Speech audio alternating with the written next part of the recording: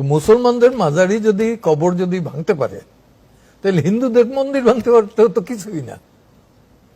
হানাফি, ওহাবি, এই যে ওহাবিরা মাজার ভাঙতেছে, কার মাজার ভাঙতেছে? হিন্দুদের না তো, মুসলমানদের মাজার ভাঙতেছে। এবং এই দেশে যারা সুফিজম, সুফিরা নিয়ে আসছে ইসলাম, তাদের মাজার ভাঙতেছে। ওহাবিরা কার সৃষ্টি? ওহাবিরা ব্রিটিশদের সৃষ্টি। অটোমান এম্পায়ারের বিরুদ্ধে যুদ্ধ করার জন্য সৌদি আরবে আব্দুল ওহাবের দিয়ে এটা করাইছে, তার ফলোয়ার্সরা এটা শুরু করছে। এবং তারা একসময় কিন্তু অ্যাটেম্প নিছিল রসুল পাক সাল্লাল্লাহু আলাইহি সাল্লামের মাজার এটাও ডিস্ট্রয় করবে।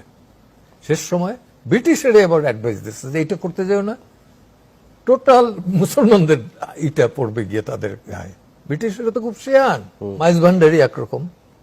আবার এই ৮৮০ অ্যাটাক করছে না, ৮৮০ অ্যাটাক করছে না, চন্দ্রপুরীর অ্যাটাক করছে না, করছে। এরা মাজার উৎখাত করতেছে।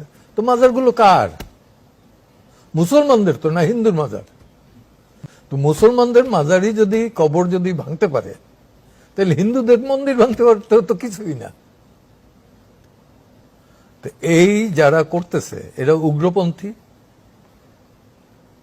উগ্রপন্থী এবং কি বলবো যে ধর্ম না বুঝা ধর্মকে ব্যবহার করতেছে।